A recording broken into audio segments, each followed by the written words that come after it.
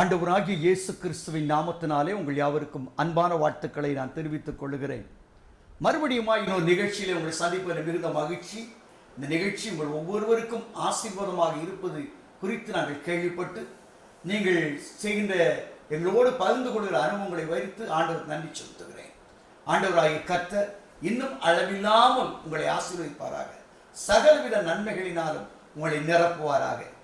இன்றைக்கு நான் உங்களோடு தியானிக்கும்படியாக தெரிந்து கொண்ட ஆண்டவருடைய வார்த்தை யோவான் எழுதின சுவிசேஷம் 1 அதிகாரம் 38 41 வரை உங்களோடு நான் பகிர்ந்து கொள்ள விரும்புகிறேன்.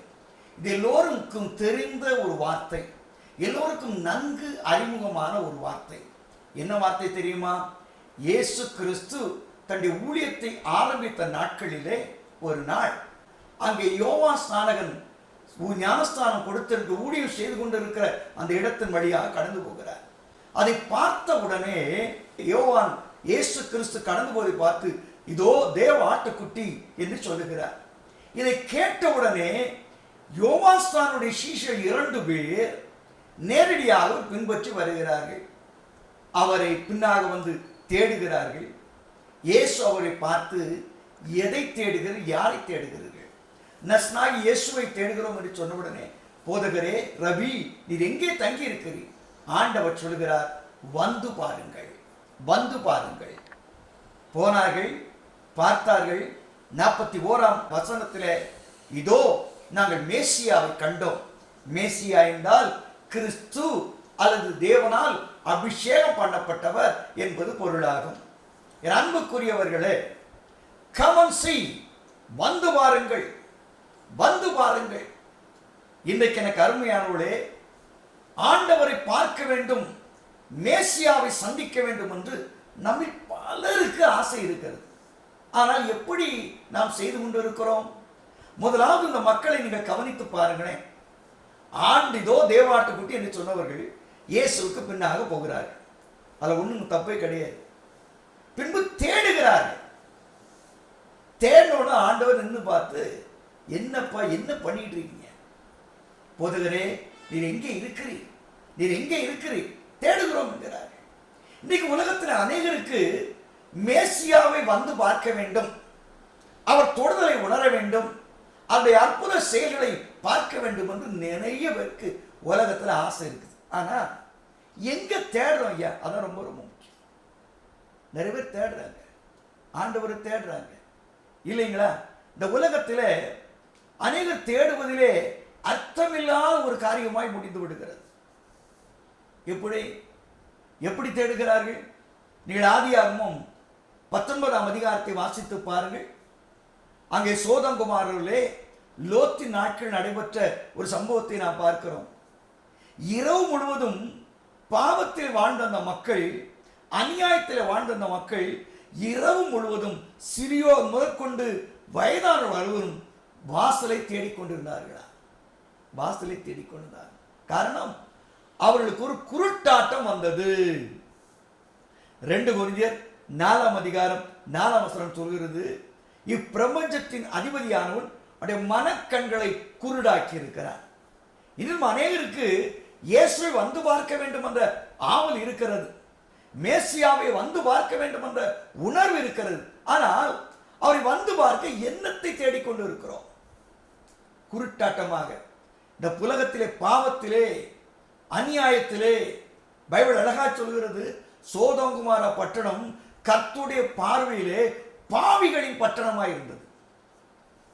பாவம் செய்கிற ஆத்துமா சாகவே சாகும்.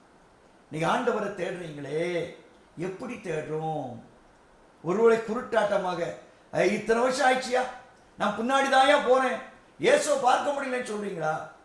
நீங்கள் தேடுகிற விதத்தை கொஞ்சம் செக் பண்ணி பாருங்க. எப்படி தேடுகிறோம், எப்படி தேடுகிறோம்? வாசல் வரும் வந்தாச்சு. ஆண்டவரை கர்த்தர் சொன்னார் யோவான் 10:9, நானே வாசல், ஒருவன் என் வழியாய் பிரவேசித்தால் அவன் ரட்சிக்கப்படுகிறான் என்று ஆண்டவர் சொன்னார். நீ வாசலுக்கு பக்கத்தில் வந்தாச்சு, தானா வாசலை காண முடியலையே. சோதங்குமார பட்டணத்தின் மக்களை போல தேடிக்கிட்டே இருக்கிறோம். அவர் தான் ரட்சிப்பு, அவர் தான் நமக்கு விடுதலை, அவர் தான் நம்முடைய வாழ்வு, எல்லாம் தெரியுது. ஆனால் தேடுறோம். பதில் இல்லை. நண்பர்களே, இந்த இடத்துல ஒன்றை நீங்கள் அறிந்து கொள்ள வேண்டும். ஆண்டவரை பாவத்தோடு தேடும் பொழுது நாம் அவரை கண்டடைய முடியாது. தேவனுடைய விடுதலையை கண்டடைய முடியாது. தேவனுடைய மீட்பை கண்டடைய முடியாது. இந்த உலகத்தில் அநேகர் அதைத்தான் செய்து கொண்டிருக்கிறார். இன்றைக்கு உங்கள் வாழ்க்கையில கர்த்தர் இடைபட விரும்புகிறார். தேவ பிரசனம் இடைபட விரும்புகிறது. தேவ வல்லமை இடைபட விரும்புகிறது. யாரை தேடுகிறீர்கள்? எதை தேடுகிறீர்கள்? முதலாவது நாம் குருட்டாட்டமாக தேடுகிறோம். சிலருக்கு வாசல் வர வந்தாச்சுங்க, ஆனா வாசலுக்குள்ள வர்றதுக்கு கொஞ்சம் தயக்கம் வருது. என்ன தயக்கம்? லூக்கான சுவிசேஷம் 15ஆம் அதிகாரத்தை நீங்க வாசித்து பாருங்க. 27 வாசிப்போமானால், இளையகுமாரன் மனம் திரும்பி வருகிறார். அநியாயமாக வாழ்ந்து கேடுபாடார வாழ்க்கை வாழ்ந்து அவன் ரட்சிக்கப்பட்டு உள்ள வர அப்பா ஏத்து அவன் பெரிய ஃபீஸ்ட் வைக்கிறார். இப்ப நல்ல குமாரன் என்று சொல்லப்படுகிற அந்த மூத்த குமாரன் வாசலுக்கு வெளியே நின்று வேடிக்கை பார்த்துட்டு இருக்கான். முடியாது. இவன் எவ்வளவு மோசமானவன், எவ்வளவு அயோக்கியன், இவன் உள்ள வந்துட்டானே. இன்னைக்கு அன்பு சகோதரனே, ஆண்டவர் அழைக்கிறார், வந்து வா. வாசலுக்கு பக்கத்துல நிக்கிறியா? நின்று நோட்டம் பார்க்கிறியா? ஏன் நம்ம சொல்றோம், அவனோட நான் நல்லவன், அவனோட நான் சிறந்தவன். எனக்கு அருமையானவர்களே, லூக்கா 18ஆம் அதிகாரத்தில் ஆண்டவராகிய கர்த்தர் அழகான ஒரு உவமை சொன்னார். 2 பேர் ஜெப ஆலயத்துக்கு போனார்கள். ஒருவன் பரிசேயன், ஒருவன் ஆயக்காரன். ஆனா என்ன நடந்துச்சு? பரிசேயன் ஆண்டவர் இரு கரத்தையும் ஆண்டவருக்கு நேராக உயர்த்தி, ஏன்னா பரிசேயன் ஆலயத்துக்கு முன்னாடி வரை போயிடலாம், யாரும் தடுக்க முடியாது. ஏனென்றால் நியாயப்பிரமாணத்தில் கற்று தேறினவன், பிரமாணங்களை கை கொள்ளுகிறவன், பிரமாணத்தில் வாழுகிறவன், யாரும் தர முடியாது. நான் போறையா கோயிலுக்கு நேர தந்து விட்டுவான். அவன் உள்ள போய் சொல்றான், ஆண்டவரே நான் உங்களுக்கு எல்லாம் தசமமாக கொடுக்குறேன், ஒழுங்கா இருக்கிறேன், நான் ரொம்ப ரொம்ப நல்லவன், நியாயப்பிரமாணத்தை படிச்சிருக்கிறேன் இல்லையா? யூத மக்கள் சொல்லுவாங்களா, ஆண்டவரே நான் பாவியா பிறக்கல, நான் ஒரு ஆயக்காரனா பிறக்கல, நான் ஒரு நாயா பிறக்கல, அதுக்காக ஸ்தோத்திரம்னு வாங்க. நாய் லிஸ்ட்ல சேர்த்தணும். அந்த நாய் லிஸ்ட்ல இருக்கிற அந்த ஆயக்காரன் ஆகிய மனிதன் ஆலயத்துக்கு வெளியே உள்ள போக முடியாது, யாரும் விட மாட்டாங்க.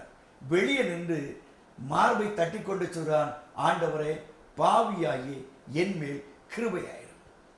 இயேசு கிறிஸ்து சொல்லுகிறார், அவனே நீதிமானாக்கப்பட்டான் என்று. இன்றைக்கும் நம்ம நல்ல பரிசீலனை போல மற்றவங்களெல்லாம் குற்றஞ்சாட்டி அது சரியில்லை, இது சரியில்லை, இவெல்லாம் ஊழியம் பண்ணானாக்கும், இவங்கெல்லாம் கோயிலுக்கு போறாங்களாக்கும், இவங்க ஜோமனை கேட்டுவாராக்கும், என்ன சொல்றீங்களா? யோசித்து பாருங்க. நான் இளைஞனாக இருந்தபோது எனக்கு சில நேரங்களில் பாவத்தின் உணர்வு வாருங்க.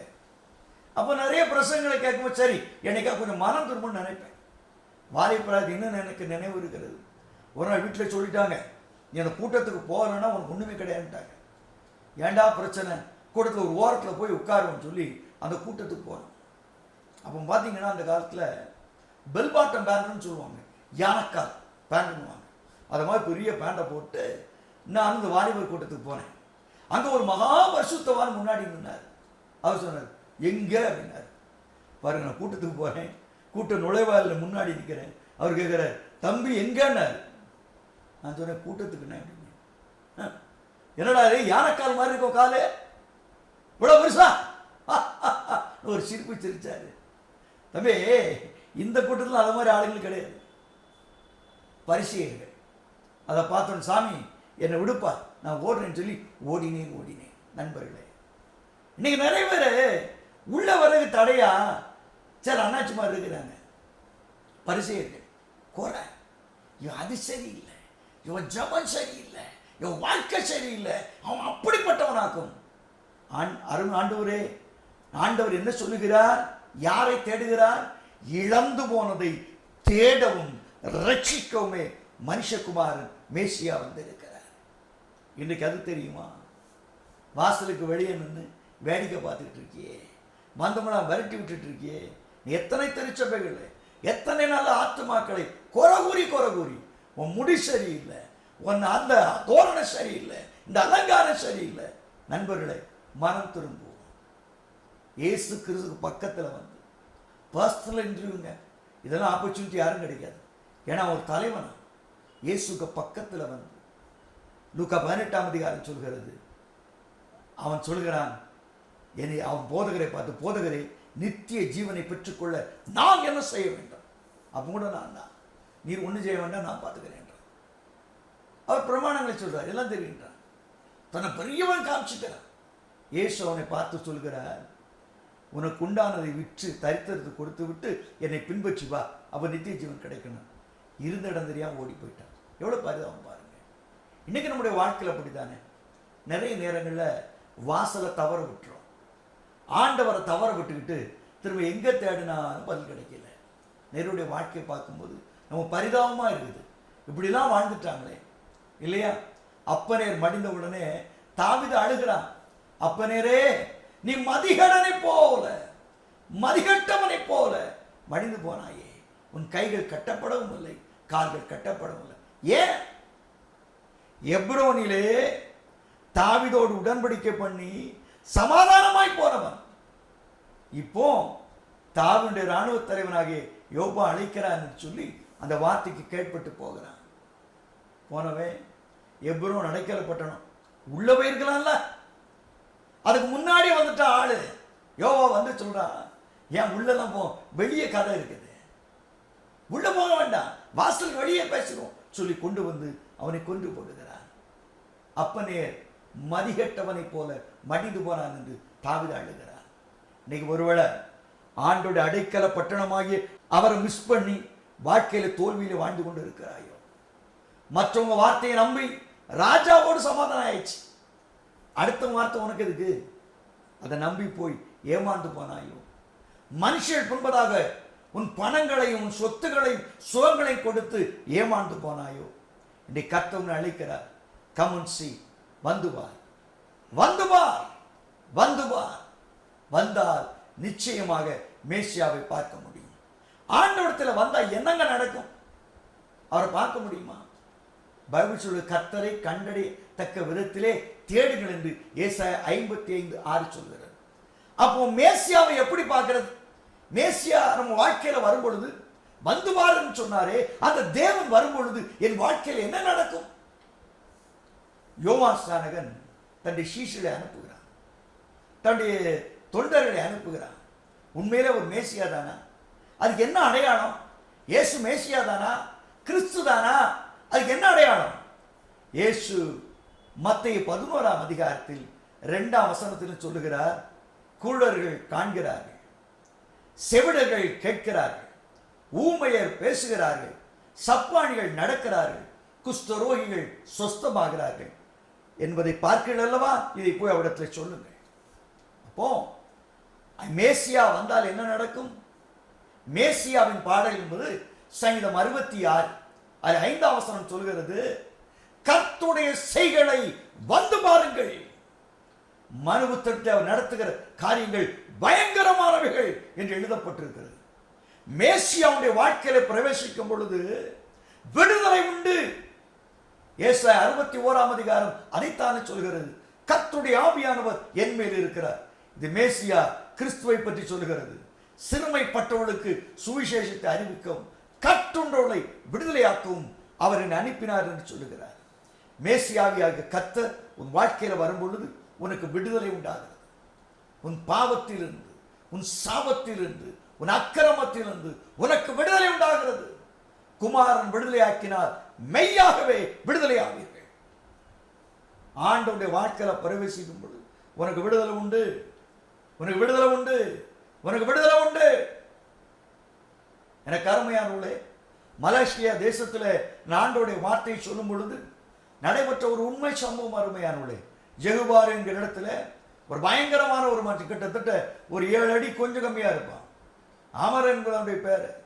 அவனுடைய தொழிலை வந்து கேங்கர்ஸ், எப்போ பார்த்தாலும் இடுப்புல பெரிய கத்தி வச்சிருப்பான். அப்படி பேசுற மாதிரி அவருடைய பைக்கில் வந்து இறங்கி தலையில் ஒரு கட்டு போட்டிருப்பான். அப்படியே சக்குன்ட்டு அப்படி கத்தி அந்த இடுப்புல வச்சு சொருவிட்டு தான் சொல்லுவானா, எனக்கு பணம் வேணும், எனக்கு பணம் வேணும். Is a gang. போலீஸார் பிடிச்சி அடி அடின்னு அடிச்சு அவன் நொறுக்கி 2 கையை முறிச்சு விட்டாங்க. கை சரியான ஒன்று மறுபடியும் திருட்டில் போய் ஆரம்பிச்சிட்டான், மிரட்ட ஆரம்பிச்சிட்டான். ஒரு நாள் போலீஸோட ரைடு ஜாஸ்தியாக இருக்கனால அந்த ஜெகுபாரில் லுத்தரன் சர்ச்சில் ஒரு மீட்டிங் வச்சுருந்தாங்க. ஒரு விடுதலை பெருவிழா. அதை பேசுவதற்காக நான் போய் ஆண்டோடைய வார்த்தையை கொண்டு வந்து ஒரு பெரிய, அதாவது நம்ம ஊர்ல பனைமரம்னு சொல்லுவாங்கல்ல, அதில் பாதி பனைமரமா நிற்கிற மாதிரி அப்படி நிற்கிறேன். ஆண்டோடைய வார்த்தை புறப்பட்டு வருகிறது. குமாரன் விடுதலை ஆக்கினால் மெய்யாகவே விடுதலை ஆவீர்கள். லூக்கா 13ஆம் அதிகாரத்தை பேசுறேன். ஒரு சற்றேன்னு நிமிர முடியாத கூனியை போல பாரங்களையும் வேதனைகளையும் சுமந்து கொண்டிருந்த ஒரு பெண்ணுக்கு விடுதலை கொடுத்த தேவன் உன் வாழ்க்கையிலும் விடுதலை செய்வார். அங்கிருந்து ஓடி வந்தான். அந்த அந்த சர்ச்சிலோட மக்களுக்கு ஒரு பயம், என்னை கொல்லகல்ல வாரானோ, கத்தி எடுத்து குத்த வாரானோ. பிரசங்கம் மணிக்கு முன்னாடி வந்து சாஷ்டாங்கமாய் விழுந்தான். அவன் சொன்னா, அந்த கூலியை விட மோசமாக என் பாவத்தை சுமக்க முடியாம வேதனை நான் இருக்கிறேன். Praise the Lord. அந்த கர்த்தருடைய பிள்ளையாக அவன் மாறினான். அன்புக்குரியவனே, உன் வாழ்க்கையிலும் உன்னை விடுவிக்க ஆண்டவரால் முடியும். தேவனால் விடுவிக்க முடியாத காரியங்கள் இந்த உலகத்தில் ஒன்றுமில்லை. நீ ஆண்டவர் கனிவோடு அழைக்கிறார். இயேசு என்ன செய்ய விரும்புகிறார்? உன் வாழ்க்கையில் என்ன மாற்றத்தை கொடுக்க விரும்புகிறார்? இதை முதலாவது கொடுக்க விரும்புகிறார். மேசியா உன் வாழ்க்கையில் வரும்பொழுது விடுதலை உண்டு. மேசியா உன் வாழ்க்கையில் வரும்பொழுது விடுதலை உண்டு. இயேசு இந்த உலகத்திலே தன்னை மேசியாவாக வெளிப்படுத்தினார். அவர் ஆலயத்துக்கு போகிறார். ஆண்டோடைய புஸ்தகத்தை, ஏசாயா தீர்க்கதரிசியின் புஸ்தகத்தை கையில் எடுத்து இதே வசனத்தை வாசித்து அவர் சொல்கிறார், இந்த வசனங்கள் நிறைவேறாயிற்று. ஆண்டவர் சொல் வந்துமா. இயேசுவினிடத்தில் வரும்பொழுது உன் வாழ்க்கையில் இருக்கிற தீய பழக்க வழக்கங்கள், பிசாசின் அடிமைத்தனங்கள், நுகங்கள் எல்லாவற்றிலிருந்தும் இயேசுனை விடுவிப்பார். இயேசுனை விடுவிப்பார். இயேசுனை விடுவிப்பார். என் அன்புக்குரியவர்களே, எத்தனையோ மக்களை பார்க்கிறோம், எத்தனையோ ஜனங்களை பார்க்கிறோம், பெரிய பெரிய ஆளுங்களை பார்க்கிறோம், பாவம் போல உட்கார்ந்து இருக்கிறாங்க. அவங்க வாழ்க்கை மாறி இருக்கிறது, தலைகளாய் மாறி இருக்கிறது. சில ஆண்டவருக்கு ஊழியம் செய்கிறார்கள். நீ யோசித்து பாருங்கள். பாவத்தில் உழன்று கொண்டது என்னை, ஒரு ட்ரக் அடிக்டடாக இருந்தது என்னை இயேசு தொட்டார். இயேசு தொட்டார். படித்த கலாசாலையிலிருந்து டிஸ்மிஸ் செய்யப்பட்டு தெருவிலே கிடந்த தெரு நாயை போல இருந்த என்னை இயேசு தொட்டார். ஏனென்றால் மேசியாவை கண்டேன், மேசியாவை கண்டேன். வந்து பாருங்கள். மேசியா உங்கள் வாழ்க்கையில் வரும் பொழுது உங்களுக்கு விடுதலை உண்டு. He will deliver you. இயேசு உங்களை விடுவிப்பார். இயேசு உங்களை விடுவிப்பார். எந்த விதமான பாரத்தில் இருந்தாலும் சரி, எந்த விதமான வியாதி இருந்தாலும் சரி, இயேசு உங்களை விடுவிப்பார். நான் மரணப்படுக்கையில் இருந்தேன், இனி வாழ முடியாது என்று சொன்னார்கள். டாக்டர்கள் 13 நாள் தான் என்று சொன்னார்கள். அந்த நேரத்தில் தான் இயேசுவினை தொட்டார், மனிதனாக மாற்றினார். எனக்கு அற்புதங்களை செய்த இயேசு, என்னை விடுத்து வைத்த இயேசு, என்னை குணமாக்கின இயேசு உன் வாழ்க்கையை விடுதலை செய்வார். Praise the Lord. தேவனால் கூடாத காரியம் ஒன்றுமே இல்லை. என் அன்புக்குரியவர்களே, மேசியா வரும்பொழுது முதலாவது நமக்கு விடுதலை கொடுக்கிறார். அடுத்து திவ்ய தாசனாகிய யோவான் அவரை பற்றி சொல்லும் பொழுது இவ்வண்ணமாக சொல்கிறார். 1 யோவான் 1ஆம் அதிகாரம் 1ஆம் வசனத்தை பாருங்கள். அவன் சொல்லுகிறான், நாங்கள் கண்டதும் நாங்கள் கேட்டதும் நாங்கள் தொட்டதும் அந்த வார்த்தையை உங்களுக்கு சொல்கிறோம். அவர் ஜீவ வார்த்தை என்று சொல்கிறார். அந்த வார்த்தையை பிரசங்கிக்கிறோம். நாங்கள் கண்டது, நாங்கள் கேட்டது, நாங்கள் தொட்டது, உணர்ந்ததுமான அந்த ஜீவ வார்த்தைகளை சொல்லுகிறோம். மேசியா என்பதற்கு ஜீவனுடைய வார்த்தை யானவர் என்று பொருள்படும். வார்த்தையானவர். வார்த்தை உங்களுக்குள்ளே வேணும். இந்த பைபிள்ன்றது ஏதோ ஒரு கதை புஸ்தகம் இல்லை. இதை ராணி கல்கண்டு குமுத மாதிரி ஒரு புஸ்தகம் இல்லை. இது ஜீவ புஸ்தகம். ஜீவனுள்ள வார்த்தைகள் இங்கே இருக்கிறது. இந்த வார்த்தைகளை உணர்கிறோமா? இந்த வார்த்தைகளை உணர்கிறோமா? மேசியா உன் வாழ்க்கையிலே வரும் பொழுது அந்த மேசியாவின் வார்த்தைகள் உன்னை விடுதலையாக்கும். வார்த்தையே சத்தியம். சத்தியம் அறித்தை அறிவீர்கள், சத்தியம் உங்களை விடுதலையாக்கும். எது சத்தியம்? ஆண்டவருடைய வார்த்தை. வார்த்தை ஜீவன் உள்ளது, வல்லமை உள்ளது என்று எபிரேயர் 4:12 சொல்கிறது. மனுஷன் அப்பத்தினால் மாத்திரமல்ல, தேவனுடைய வாயிலிருந்து புறப்படும் ஒவ்வொரு வார்த்தையினாலும் பிழைப்பான் என்று எழுதியிருக்கிறது. மேசியா வரும்போது உங்க வாழ்க்கையில் செய்கிற அற்புதம் தான். ஆண்டோடைய வார்த்தை வந்துருச்சுன்னா அது நிச்சயமா உங்களுக்கு பலன் கொடுக்கும். உங்களுக்கு பலன் கொடுக்கும். நீங்க சாதாரணமான மனுஷனா இருக்கலாம், ஒண்ணுமே இல்லாத மனுஷனா இருக்கலாம். கர்த்தருடைய வார்த்தையை உண்மையாக நீங்கள் விசுவாசிக்கும் பொழுது அந்த வார்த்தை நீங்கள் விரும்புகிற காரியத்தை உங்களுக்கு கொண்டு வர முடியாத ஒரு வார்த்தை குறித்து உங்களோடு நான் பேச விரும்பவில்லை. ஆண்டோடைய வார்த்தை இன்னைக்கு விசுவாசித்து பாருங்களேன், நம்பி பாருங்களேன். மேசியாவே, உங்களுடைய வார்த்தைகளை நான் நம்புகிறேன். உலகத்தை சிருஷ்டித்த அந்த வார்த்தை, இந்த உலகத்தின் கோடலாய் கிடந்து வெறுமையாய் கிடந்த இந்த உலகத்தை சிருஷ்டித்த அவருடைய வார்த்தை வெளிச்சம் உண்டாக்கிறது என்று சொன்னார். சொன்னபடி ஆயிற்று. அதே வார்த்தை உங்களை தேடி வருகிறது. இன்றைக்கு அதை நம்புகிறீர்களா? அந்த வார்த்தையினாலே உங்களை உருவாக்க முடியும். என் வாழ்க்கை கர்த்தருடைய வார்த்தை உருவாக்கினது. எத்தனையோ மனிதர்களை ஆண்டவருடைய வார்த்தை உருவாக்கி இருக்கிறது இல்லையா? ஒரு வார்த்தை சொல்வார், நீ போ, இனி பாவம் செய்யாத என்று சொல்வார். அவ்வளவுதான், வாழ்க்கை தலைகீழ மாறிடும். எனக்கு சித்தம் உண்டு, நீ சுத்தமாக என்று சொல்வார். அவருடைய குஷ்டரோகம் காணாமல் போய்விடும். இதோடைய வார்த்தை பலனுள்ளது. அநேக நேரங்களில் நம்ம அதிக பிரசங்கி ஆயிடும் இல்லைங்களா? சமாரியா தேசத்தில் பஞ்சம் வந்துச்சு. அப்போ தீர்க்கதரிசி வந்து சொல்றான், நாளைக்கு இந்த இடத்துல கோதுமை வார்கோதுமைலாம் கிடைக்கும். அப்போ ராஜா கையிலா கொடுக்க ஒருத்தன் தானே, யோ என்ன சொல்றீரு, அது நடக்குமான்னு அவர் சொன்னாரு. அந்த தீர்க்கதரிசி சொன்னாரு, நடக்கும், ஆனால் நீ பாப்பா சாப்பிட மாட்டா. அடுத்து என்ன நடந்துச்சு? ஆண்டவர் சொன்னபடியே அற்புதம் நடந்துச்சு. கூட்ட நெரிச்சல் ஜாஸ்தி, ரொம்ப கூட்டம் வந்துடுச்சு. கடைசி என்ன செஞ்சாங்க? எல்லாரும் போட்டு இவனை மிதிச்சு அப்படியே பார்த்துக்கிட்டே செத்து போயிட்டான். எவ்வளோ பயங்கரம்! கர்த்தருடைய வார்த்தை நம்பு. உன் வாழ்க்கையை உருவாக்க, ஒரு புதிய அத்தியாயத்தை உருவாக்க தேவனுடைய வார்த்தையினால முடியும். இன்னைக்கு அந்த வார்த்தையை பிடித்துக் கொள்ளுங்க. ஆவனை பார்த்து சொன்னார், நான் உனக்கு காண்பிக்கிற தேசத்துக்கு புறப்பட்டு போ. வேதவசனம் சொல்லுது, ஆபிரகாம் பொன் வெள்ளியுடைய சீமானாய் மாறினார். தேவனுடைய வார்த்தை சொன்னது, ஈசாக்கை பார்த்து இந்த தேசத்திலே வாசம் பண்ணு, நான் உன்னை ஆசீர்வதிப்பேன். எந்த தேசம்? அந்த அமலேக்கிய தேசத்துல மழையே இல்லை, தண்ணியே இல்லை, எல்லாரும் வெளி தேசத்துக்கு போயிட்டு இருக்காங்க. கர்த்தருடைய வார்த்தை வருது, எந்த தேசத்தில் வாசம் பண்ண. இன்னைக்கு ஒருவேளை தொழிலை விட்டுட்டு போயிடலாமா, எங்கேயாவது ஓடிடலாமா, எங்கேயாவது போயிடலாமா என்ன நினைக்கிறீங்களா? கர்த்தர் இந்த காரியத்திலே உடைய ஆசீர்வாதத்தை கொடுக்க முடியும், அற்புதத்தை செய்ய முடியும், விடுதலை செய்ய முடியும். நண்பர்களே, ஒரு தடவை அருமையான ஒரு சகோதரனுடைய வியாபாரத்தை பெருத்த நஷ்டம். லோன் வாங்கியிருந்தார். பேங்க்காரன் காலையில் வந்துடுவான், லோனை கட்டியா, இவன் சொல்ல நாளைக்கு நாளைக்கு நாளைக்கு.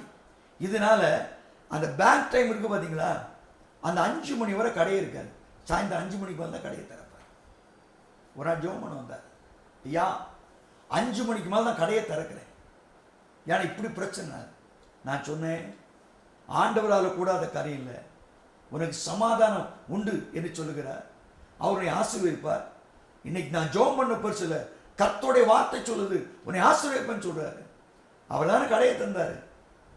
கடையை திறந்து வையா, கர்த்தர் அர்ப்பணிச்சுவார். அவர் சொன்னாரு, அது எப்படிங்க தர. அடுத்த நாள் கடையை திறந்து வச்சா கரெக்டாக பேங்க்காரங்க வந்துட்டாங்க. என்னையா அது ஒண்ணுமே கட்டாம இருக்கிற? இவன் சொன்னான், ஐயா நீங்க 1.5 லட்சம் ரூபா தந்தீங்க, சரக்கெல்லாம் வாங்கி வச்சேன், இப்போ அது வித்துருச்சு. அதை திருப்பி கொடுத்ததில் அந்த 1.5 லட்சம் கொடுத்தல 50,000 ரூபாய்க்கு சரக்கு வந்துச்சு, அதை கொடுத்தேன், 50,000 வந்துச்சு. அப்போ என்ன ஆச்சு பாருங்க, 1.5 லட்ச ரூபா தந்தீங்க, கடையில் உள்ள நல்ல வியாபாரம் இருந்துச்சு. அப்போ என்ன செய்யணும்? இன்னும் நான் கொஞ்சம் முதல் போட்டால் தான் இப்போ எனக்கு டெய்லி சாப்பாடு செலவு ஓடிக்கிட்டு இருக்குது. இன்னும் கொஞ்சம் முதல் போட்டால் நான் கடன் திருப்பி கொடுப்பேன். கொஞ்ச நேரம் யோசித்தாங்க. சரி வா, பேங்க் ஓடுனா, சாயந்தரம் பேங்க் ஓடுனா, சரி இன்னும் யோசித்த ஒரு முடிவு எடுத்திருக்கோம், இன்னும் 1 லட்சம் ரூபா தானையா, கடையை திறந்து நடத்திப்பார். கடையை மூணா தொலைச்சுவார். அவன் மறுபடியும் போனான், ஆரம்பிச்ச, ஆண்டவரே கழுத்து குடியா இருந்தது, ஜெபிச்சு வந்தேன், கடையை திறக்க சொன்னாரு, திறந்தேன், இப்படி வார்த்தையின்படி நடக்கட்டும்னு சொல்லி கடையை திறக்க ஆரம்பிச்சார். ஆண்டவருடைய கிருபையினால அந்த கடை விருத்தின் மேல் விருத்தி அடைந்தது. Praise the Lord. நம்முடைய வாழ்க்கையில நம்மை பகைக்கிறவர்கள் துன்பப்படுத்தும் மத்தியிலே தாவீது சொல்ல, சத்துருக்களுக்கு முன்பதாக பந்தி ஒன்றை ஆயத்தப்படுத்தி என் தலை எண்ணியால் அபிஷேகம் பண்ணுகிறார்.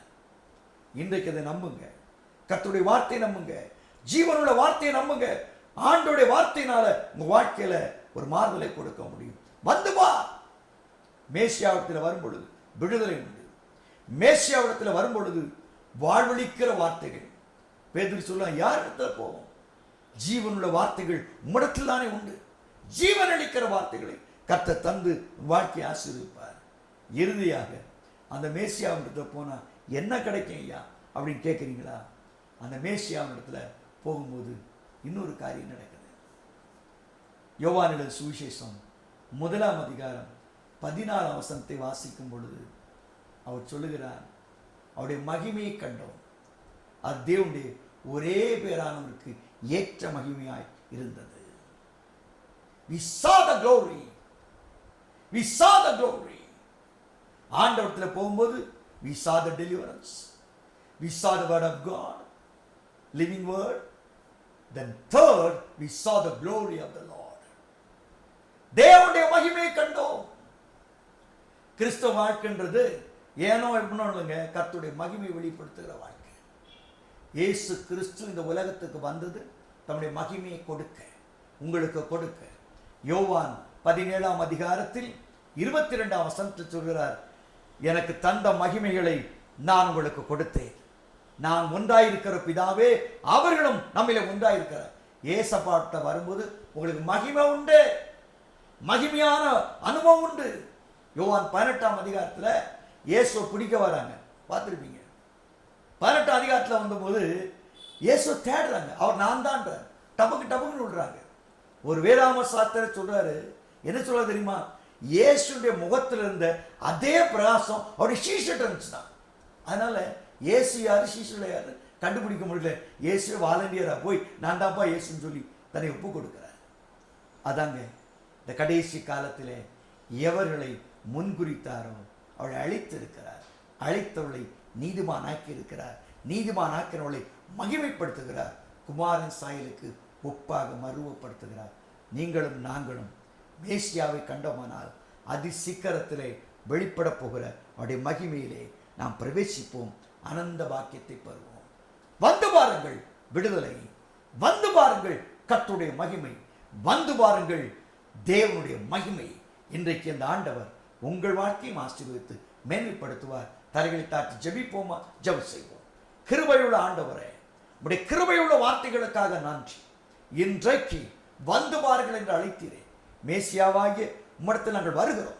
எத்தனையோ காரியங்களை விடுதலை இல்லாமல் எப்படி இந்த பாரங்கள் என்னை விட்டு நீங்கும், இந்த சஞ்சலங்கள் நீங்கும் என்று புலம்புகிற ஒவ்வொருடைய வாழ்க்கையிலும் விடுதலை கொடுப்பீராக, விடுவிப்பீராக. பயங்களிலிருந்து, வியாதிகளிலிருந்து, தொல்லைகளிலிருந்து விடுவிப்பீராக. தகப்பனே, மனுஷன் அப்பத்தினால் மாத்திரமல்ல தேவனுடைய வாய்ந்து புறப்படும் ஒவ்வொரு வார்த்தையினாலும் பிழைப்பான் என்று சொல்கிறேன். ஜீவ மன்னாவாகிய ஜீவ அப்பமாகி நீர் அந்த இஸ்ரவேல் ஜனங்களுக்கு மன்னாவினால் போஷித்தது போல இன்றைக்கு இந்த வார்த்தை கேட்கிற ஒவ்வொரு உள்ளங்களும் வாழுவதாக, வாழுவதாக. ஆண்டவரே, இந்த கடைசி காலத்தில் உம்முடைய வருகை எதிர்நோக்கி இருக்கிற நாங்கள் மகிமையின் மேல் மகிமை அடைந்து உம்மை தரிசிக்க கிருபைதான்.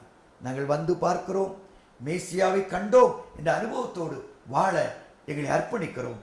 இயேசுவின் நாமத்தில் வேண்டுகிறோம் ஜீவனுள்ள பிதாவே. ஆமென், ஆமென், ஆமென். God bless you.